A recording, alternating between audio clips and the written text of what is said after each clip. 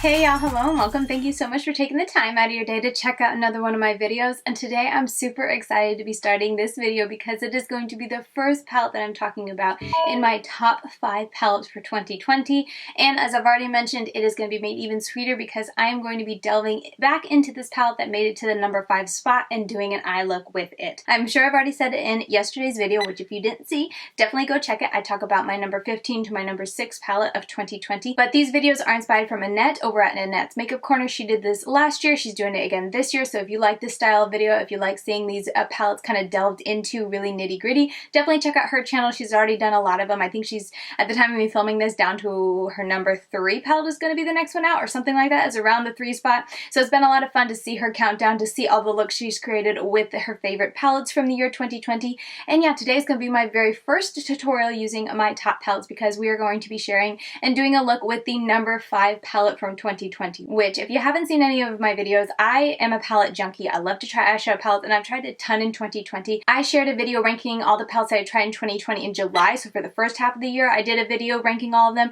and then just recently I did for the last half of the year, for the last 6 months of the year, I ranked all those palettes, and in total I think it was a little over 60 palettes. So to then take 60 palettes, put them together and decide what were the top 15, and now that we're going to do tutorials to decide which are the top 5, it has been a struggle bus, but I think I have finally determined, I mean, of course I have, I'm doing a video. I've finally determined and I've told myself this is the order, you're not going to change it anymore, but ugh. The pressure, the pressure. So anyway, for my top 5, were y'all able to guess it? I'd love to hear if you guys could have guessed it from yesterday's video, seeing the palettes that I didn't talk about and knowing the ones that I did rave about. Let me know if you guys could guess it. But for my number 5 palette of 2020, the one that impressed me, not the most, I guess, because number 1 impressed me the most, but impressed me a lot in order to make it to the number 5 spot and for me to want to do another tutorial with it, is the Musee Beauty Impressionism palette. This little guy right here, this beautiful color story. I think something with this palette that just stood out is not only the beautiful color story, the uniqueness of the color story, but the ease of using these shadows once you figure it out, because I definitely had a bit of a rough struggle. But once I figured out the way to use these best, the enjoyment was just like none other. I had such a good time, and so I'm so very excited to be diving back into it. And yeah, this earns the number 5 spot for me from 2020 out of all the palettes that I tried. I love that this is not a huge, large palette, but it's still not a teeny tiny palette, and it's still got a very wide variety of colors. And I think that really speaks to me when we're talking about my top favorites. There's got to be variety in there for me to get a lot of looks out of it, and for me to be able to feel like I can be creative and never repeat the same look twice. And that's definitely something I find with this palette, so one of the reasons it ranks so high in my countdown. But yeah, this is the palette we're going to be using. I have a red lip, obviously, as you guys have been able to tell. I really want to use the red shadow in here from the palette, and I was kind of tempted to use green to do like a red-green look, but I do know that those don't really mesh too well on the color wheel, so I have had all morning, and honestly yesterday and the day before, whenever I decided to use this palette as my number 5 spot, to figure out a look that I want to do that's more unique and I haven't done yet, and I can't decide because there's like 5 million that I could do. So I'm going to keep looking, zoom on in, and we can just get started. Okay, so I don't know how well this will work, but we're going to do it because I'm crazy. I want to start with green on my inner corner, fading to orange, which is going to be this orange, which is a little brown, but I'm hoping a good bit of that orange can pop through enough to tie this together, and then bring that into the red on the outer corner that's going to be all up in here. And then I kind of really want to do pink cutting the crease and then orange below the pink. That's what I have in my head. If you're screaming at the screen telling me that's a terrible idea, you must be new around here because I feel like that's every tutorial lately. But anyway, we're gonna try it and see what happens. I'm gonna start with a very precise brush with Undergrowth, which is the darker green in the palette, and we're gonna go right here. This side is a little bit already set, the primer, which is the Gerard Clean Canvas. Whenever I do my eye looks and I've already got my makeup, my face makeup on, which is looking a little rough under the eyes because I was cutting onions earlier. Anyway, I always like to use the Clean Canvas eye base because it is quite easy to apply without getting too messy out here. I just feel like it's a quick one and done.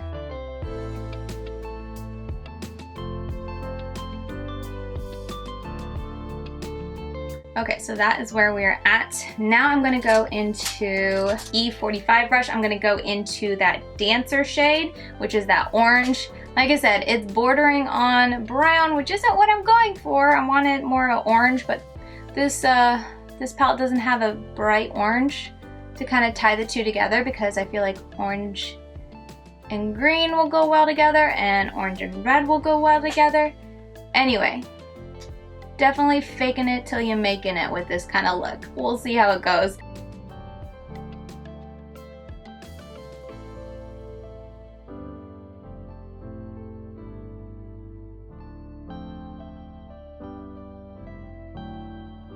Like that.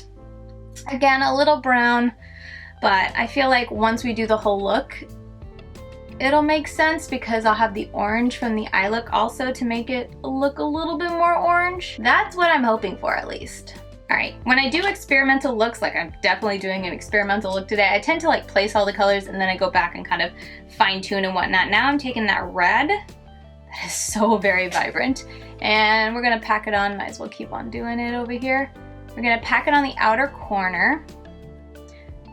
Yeah, this shadow is more of an orange red, so I feel like it should tie in really nice with that more browny orange and maybe help it pop a little bit more as an orange and not so much as a brown.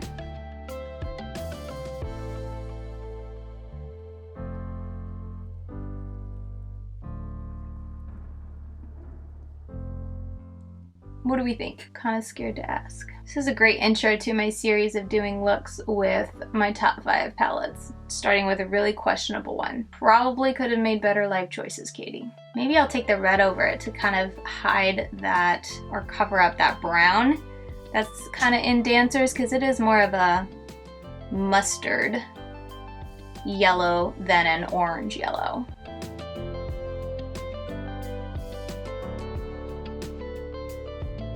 It's definitely turned out a lot more Christmassy. I'm taking the, I didn't even say, I'm taking a new brush that's a little fluffier and pointy, E33, sorry, can't read upside down.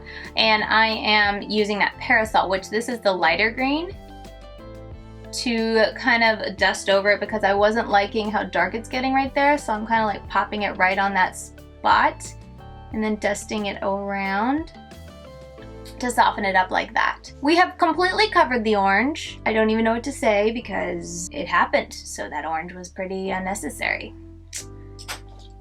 But I think I'm liking how it's looking. I mean, I can still see a little bit of that orange in there, but not much. So I'm just kind of popping the red back over, and now I'm going to take, let's take a little dense brush here that doesn't have anything on it. I'm just gonna use this to, as I said, nothing on it, but I'm gonna use this to soften the red. Because I definitely don't want that red to have a super harsh line. Maybe I can pop a little bit more of that orange there if needed, but I'm kind of wanting to keep this really red. I definitely knew I wanted to go Christmassy, but I wasn't sure how to get that because of the green and red. And so evidently, even though I was like, oh no, you don't want to put red and green together, somehow I still ended up putting red and green together. Let's trust the process and just keep on going. I'm gonna pop a little bit more of that light Parasol shade in here. And then I'm also gonna go back into the undergrowth and just deepen this up because I'm going to be cutting the crease now. And I think, yeah, that's where we're gonna leave it. Let me cut the crease and we'll be right back. We'll see if this looks any better. Okay, so as I'm tapping this out, I just realized that I feel so bad for Musee Beauty because I feel like every time I've used their palette on camera, I always like pick the worst placement for my color and I end up struggling, but it's not the fault of the palette, it's my fault. But like I said, it just so happens to always be Musee Beauty's. So I'm so sorry, Musee Beauty. It's literally my fault. I get too inspired by your color story, I suppose. Anyway, should I even do orange at this point? I feel like it's looking so Christmassy. Should I abort? You know what? I'm gonna take Wisp and put that on the inner half, and then I'm gonna take the pink and blur that and blend that into the red.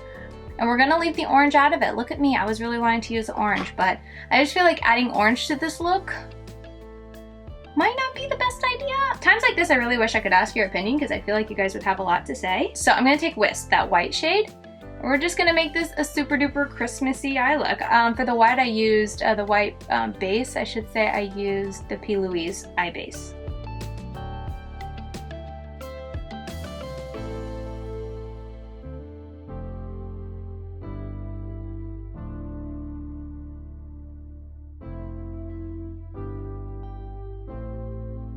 Okay, so I like that. Now that I put the white down, I'm just going to flip this brush around and use that for the pink.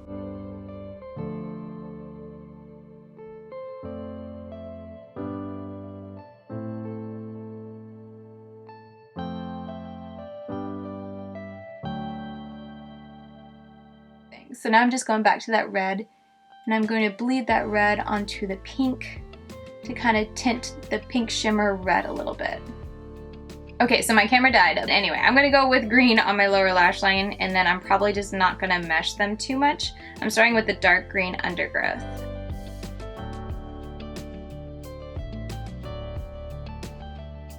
I'm gonna use the Parasol, which is the pastel green. I'm going to dust this out.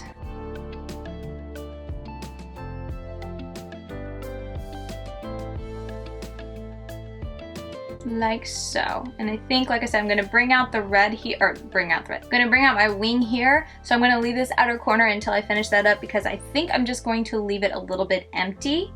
Unless that looks completely ridiculous when I put on my wing. I feel like that'll be the easiest way to do these. That's why I'm not bringing this. I'm not kind of grungifying my lower lash line today. I'm just kind of keeping it very close to my lashes. Here is where we are at. What do you guys think? I feel very, very Christmassy, which I'm not that person that gets super Christmassy, like getting dressed Christmassy. But this shirt with this lip, with this eye look, I feel very, very festive. So anyway, I'm gonna pause here and put on some wings, put on some mascara. You know what, let me go ahead and just show you guys, since I like to do anything with this palette on camera. I'm gonna take Wisp and put that on the inner corner. Pop this on.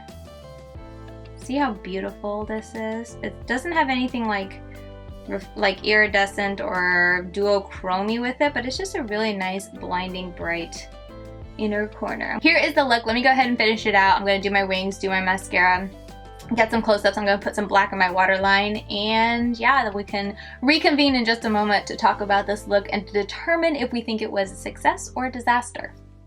Alright, so here is the look. What do you guys think? I feel like the only thing I regret, honestly, like I think it looks pretty good. The only thing I regret is putting that orange in there. I feel like I wish I would just went for it and went for a true red and green eye look, because I feel like the only thing I regret is putting that orange in there. You can't see it too much, especially on camera. You guys probably can't tell, but in person, I can see a little bit of that orange, and I'm just like, why is there orange there? But besides that, the red and green I think looks really pretty. Anyway, all that to say, this is the final look, and I can't wait to hear what you guys think. I always wanted to do a true like Christmas red and green eye look, but I was always too scared because I've always heard that you don't put them together because they are not close on the color wheel and you will just get a hot mess. But I don't think it looks too bad. You can let me know. Maybe everyone else is thinking this is a hot mess and I'm the only one over here thinking it looks really nice, but I like the final results. So yeah, that's basically the video. That is it. That's the look I did with my number 5 palette for 2020, the Musee Beauty Impressionism palette. As I said, I already have a look on my channel with this. The first time I ever used it, I will leave it up here somewhere or down in my description box if I've already linked it.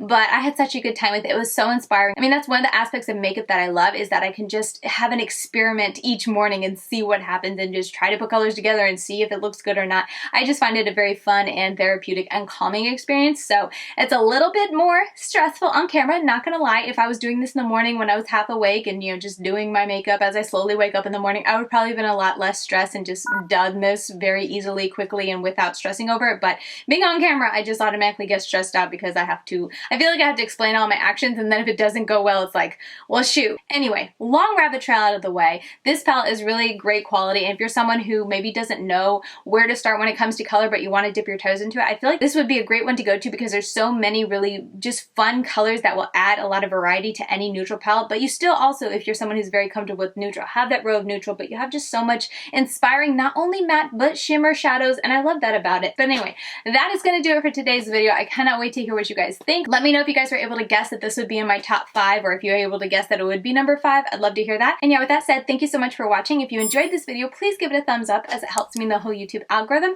And if you want to continue getting daily content from me, I'm over on Instagram. I'm LadyKatie92. I upload there about every day. December's been pretty rough, but typically I upload there every day, and I just share a different type of content, close-up eye looks, that sort of thing. And with all that said, that's going to do it for today's video. I will see you very soon in my next video tomorrow for the next palette. Bye, guys.